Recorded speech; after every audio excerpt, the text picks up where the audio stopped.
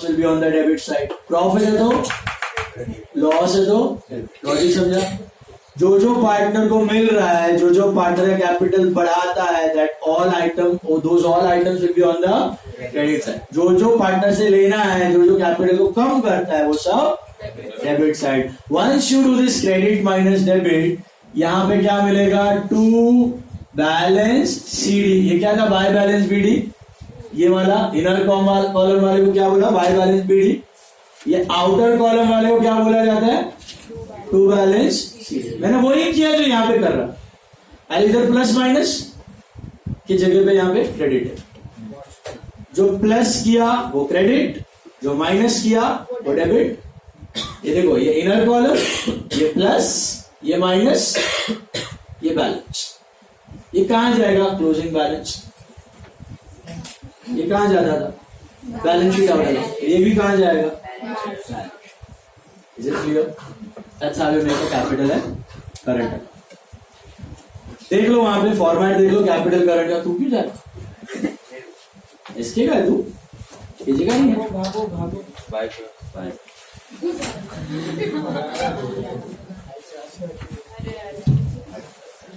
Bye. Now 6. देखो, see the format of capital or current account. This account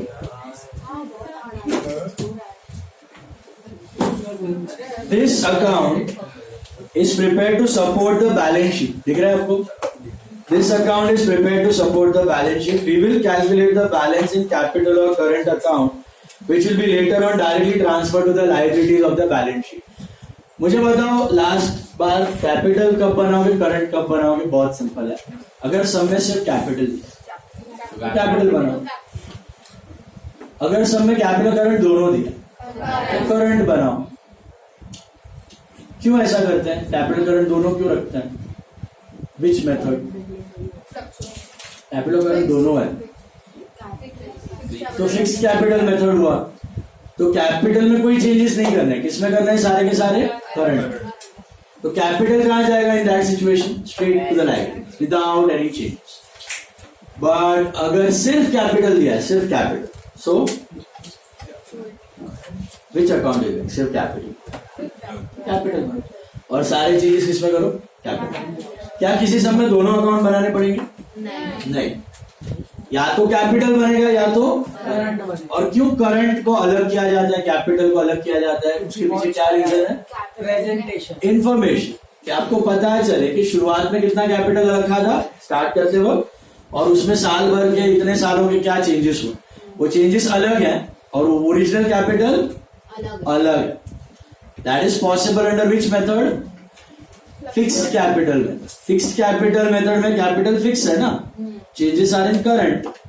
for example 10, 20 और 30 लाख रुपए हमने डाले थे, उस पे ओवर द इयर्स मेरा 5 लाख हो गया करंट में, उसका 6 लाख, उसका 7 लाख हो गया. तो 10, 20, 30 लाख तो अलग दिखाई दे रहे हैं कैपिटल में.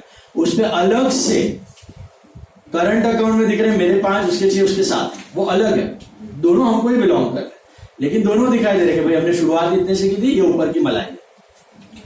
यही अगर आप सिर्फ कैपिटल अकाउंट बनाओ तो क्या आपको अलग अलग दिखेगा? नहीं दिखेगा. उसमें साथ में दिखेगा 25 लाख, 26 लाख, whatever, जितना डाला है. मेरा 5 लाख है तो 10, 5, 15 दिखेगा. उसमें 26 दिखेगा, उसमें 37 लाख दिखेगा, साथ में दिखेगा. अलग अलग बाइफर्केशन पता नहीं चलेगा. समझा? सो पढ़ो आगे. प्रोफॉर्मा ऑफ कैपिटल और करंट अकाउंट दिख रहा है आपको. क्रेडिट में क्या आएगा? बैलेंस. जो चीजें आप ऐड करते हो कि लेस, ऐड. जो कैपिटल में ऐड होती है, जो पार्टनर को मिलने वाली है, जो पार्टनर के कैपिटल को बढ़ाती है, वो ऐड. जो पार्टनर से लेना है, पार्टनर को घटाती है, वो सब डेबिट. लेस वाले सर डेबिट. आगे बढ़ो. Important points. Anything that increases the capital will come on the credit side of capital और current, and anything that decreases the capital will come on the debit side. Can you all see that? Logic समझा? Whenever we follow fluctuating capital method, all the adjustments relating to the capital can be made in this account. This was a capital account, and there is no need to open any current account. However, if you are following fixed capital method, all the adjustments will be made in current account and the capital will be directly transferred to without any change. Clear है दोनों? कौन से method में current account open होता है? Fix capital, क्योंकि capital को touch नहीं करता. कौन से मेथड में कैपिटल अकाउंट ओपन होगा?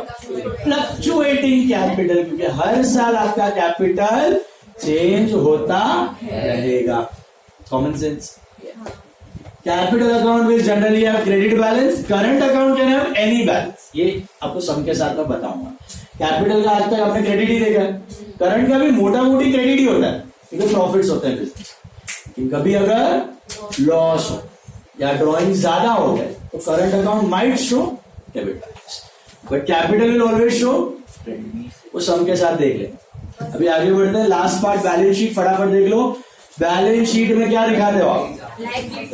Assets and liabilities. लेफ्ट में होता है लायबिलिटी, राइट में होता है एसेट्स. Is that right? ये इंडियन सिस्टम है. अमेरिकन सिस्टम है उल्टा, इधर एसेट इधर लायबिलिटी. अभी और वर्टिकल में तो एसेट और लायबिलिटी ऊपर नीचे. This is liability and asset. अपना इंडियन सिस्टम. एसेट में होते हैं 4 प्रकार के assets. Intangible asset, tangible fixed asset, investment, current asset. इनको एक पर्टिकुलर ऑर्डर में रखा तो उसको बोलते हैं, what is that order called? Marshalling. अगर आप पर्टिकुलर ऑर्डर में अरेंज करते हो, इस ऑर्डर में पहले इंटेंजिबल, फिर टेंजिबल, फिर इन्वेस्टमेंट्स, फिर current asset, then it's called as. लेकिन आपको मार्शलिंग कंपलसरी नहीं. मार्शलिंग ऑब्जेक्टिव में आ सकता है. बोला था लास्ट ईयर, था भी नोट्स, उधर भी लिखा हुआ है, लास्ट ईयर के भी नोट्स में लिखा हुआ है. Marshalling, MARSHALLING. अभी सुनो, लास्ट पार्ट सुन लो. इस ऑर्डर में लिखने की जरूरत नहीं है आपको, सम्स में कोई भी ऑर्डर में लिखोगे चले. What are examples of intangible assets? Goodwill, brand name, patent, trademark. दिखते नहीं है. Copyrights. Tangible fixed assets, plant, machine, furniture, equipment, computer, land, van, property, fixed assets. सब. इन्वेस्टमेंट्स में क्या है? Shares, bonds, debentures, okay, FDs, common bonds. Current assets में क्या आता है? शॉर्ट टर्म है, कैश, बैंक, स्टॉक. पेटी कैश भी करंट एसेट ही है. कैश, पेटी कैश बोलता है. ये करंट. अरे वाची ने बोले चाहिए करंट. और क्या आता है? Debtors, bills receivable, prepaid expense, income receivable. समझ आया? लायबिलिटी में मेनली 3 प्रकार के लायबिलिटीज होते हैं. मेनली सबसे पहले पार्टनर कैपिटल या करंट, सबसे पहले ऊपर वो. फिर आता है, इसी का पार्ट है रिजर्व्स एंड सर्प्लस. इसको बोलते हैं internal liability. What is partner capital and current? जो पैसा ओनर का. What are these reserves and surplus? General reserve, revenue reserve, capital reserve. ये क्या होता है? होता क्या है इसमें? अपना ही प्रॉफिट है. अपना ही प्रॉफिट है, बिजनेस का ही प्रॉफिट है. खाली कैपिटल में ऐड ना करके थोड़ा सा अलग रखा हो. सेविंग्स ऑफ बिजनेस हो. समझो आपका प्रॉफिट हुआ है यहाँ पे 50 और 30, 80,000 का प्रॉफिट हुआ है ना. इसमें से 50-30 की जगह 40 और 20 आप ट्रांसफर करो और 10-10 अलग, तो 20,000 आपको रिजर्व में दिखाई दे.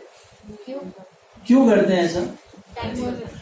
देखो, every liability as a corresponding asset. तो अगर आप सारा प्रॉफिट कैपिटल में डाल देते हो, सपोज, तो यहां पे कैपिटल है तो सामने कैश होगा.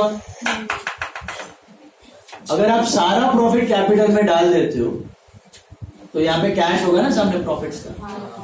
उस कैश का आप एसेट्स खरीद लोगे. फिर कोई इमरजेंसी आ गई, किसी का एक्सीडेंट हो गया, कुछ कैलामिटी आ गई तो आपके पास रोकड़ा रहेगा ही नहीं, क्योंकि आपने तो एसेट्स में डाला हुआ है।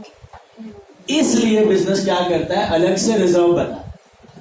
तो रिजर्व में सपोज 20,000 पड़े हुए, तो उसके सामने जो कैश है ना, वो 20,000 एटलीस्ट तो रखेगा, एटलीस्ट 20,000 रोकड़ा पड़ा रहेगा परमानेंटली इन द बिजनेस। वो कहीं पर भी इन्वेस्ट मतलब उसका आप कोई एसेट वैसेट खरीदोगे तो कभी भी इमरजेंसी आई तो आपके पास इतना रोकड़ा पड़ा हुआ, it's like your own savings. जैसे आप घर पे सेव करते हो, आपके मॉम डैड सारा पैसा कमाते खर्च देते हैं नहीं, रखते हैं ना थोड़ा अलग से, एफडी बनाएंगे, बैंक में रखेंगे। क्यों रखते हैं, इमरजेंसी हो गई, कोई प्रॉब्लम हो गई, तो उतना पैसा रेडी होना। Businesses also keep this reserve for unforeseen events. Is it clear? क्योंकि अगर सारा का सारा कैपिटल में ऐड कर दोगे तो वो डिमार्केशन ही नहीं है भाई, मतलब अलग अलग रखा ही नहीं है आपने, तो सारा पैसा इन्वेस्ट हो जाएगा, एसेट खरीदोगे, फिर इमरजेंसी है तो एसेट बेचने पड़ेंगे आपको, which is not a good thing, है ना। तो इसके लिए रिजर्व होता है। तो ये होता है इंटरनल लायबिलिटी। क्या होता है, इंटरनल। एक्सटर्नल में दो होते हैं, एक होता है लॉन्ग टर्म, एक होता है शॉर्ट टर्म। शॉर्ट टर्म वाले को कहा जाता है करंट लायबिलिटी, लॉन्ग टर्म वाले होते हैं loans, bank loan, friends loan, partners loan, ये हो गया आपका लॉन्ग टर्म। ओवरड्राफ्ट यहाँ पे करंट। देखो करंट एसेट और करंट लायबिलिटी और ऑपोजिट्स, याद है मैंने बताया था। करंट एसेट में अगर डेटर है तो इधर क्रेडिटर है, इधर बिल्स रिसीवेबल, बिल्स रिसीवेबल आपने करंट एसेट, तो बिल्स। इसका मतलब क्या, करंट एसेट करंट लायबिलिटी ये मैच्योर हो जाएंगे विद इन अ ईयर। एक साल के अंदर पैसा आएगा या एक साल के अंदर पैसा जाएगा, विद इन अ ईयर। एक साल की लिमिट वाले को कहा जाता है करंट एसेट, एक साल से ज्यादा वाले फिक्स्ड एसेट। तो स्टॉक का कुछ नहीं ऑपोजिट, स्टॉक अलग है, डेटर का क्रेडिटर, बीआर का BP. Prepaid expense is a current asset, outstanding expense is a current liability, ये देना बाकी। इनकम रिसीवेबल मिलना बाकी है, तो यहाँ पे इनकम थोड़ा पेबल हो। इनकम रिसीवेबल का ऑपोजिट क्या है, received in advance, pre received got it. फिर इधर आएगा short term loan given, short term loan given, तो इधर क्या आएगा, short term loan taken.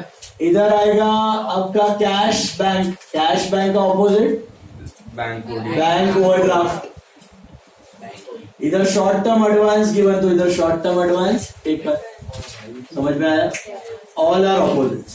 Debtor का क्रेडिटर, बिल्स रिसीवेबल का बिल्स पेएबल, कैश बैंक का बैंक ओवरड्राफ्ट, प्रीपेड का आउटस्टैंडिंग, रिसीवेबल का pre receive. Read the important points of balance sheet quickly. Balance sheet पढ़ो, क्या दिया है। Balance sheet is not a, what is it, statement. इसलिए balance sheet में कभी डेबिट क्रेडिट, ट्रेडिंग और पीएनएल और कैपिटल करंट क्या है, लेजर है। इनमें सारे अकाउंट बंद होके ट्रांसफर हो रहे हैं, बैलेंस शीट में कुछ बंद होके ट्रांसफर। कौन से अकाउंट्स बंद हो जाते हैं ईयर एंड पे, मतलब इनकम एक्सपेंस एसेट लायबिलिटी, क्या बंद होके ट्रांसफर हो जाते हैं, इनकम एंड एक्सपेंस। उनकी लाइफ कितनी होती है, सारे के सारे नॉमिनल बेसिकली। नॉमिनल बंद होके कहाँ जाते हैं, ट्रेडिंग और ट्रेडिंग और PNL themselves are the biggest nominal account, mummy papa of nominal account है। और ट्रेडिंग बंद होके कहाँ जाते हैं, और पीएनएल बंद होके कैपिटल में, बराबर है, बैलेंस शीट में। लेकिन बैलेंस शीट में जो एसेट और लायबिलिटी दिखते हैं, are they closed and transferred, क्या वो बंद होकर बैलेंस शीट में ट्रांसफर हुए हैं, वो कैरी फॉरवर्ड होते हैं। वो क्या होते हैं, उनका लाइफ एक साल से। इसलिए balance sheet is not an account, वो खाली लिस्ट है कि ईयर एंड पे आपके पास इतने एसेट्स हैं, ईयर एंड पे आपके पास इतने liability. So balance sheet is not a ledger, सुन लो, it is a statement showing the assets and liabilities. Since we follow double entry system, total of assets will be always equal to the assets and liabilities can be arranged in a particular order. It's called marshalling, but आपको marshalling compulsory चलेगा। अंत में balance sheet क्या होना चाहिए, नहीं हुआ तो आप आपने कुछ रॉन्ग किया, रिवाइज करके आना, कल एडजस्टमेंट्स करेंगे, बोर्ड रिबन एब्सेंट।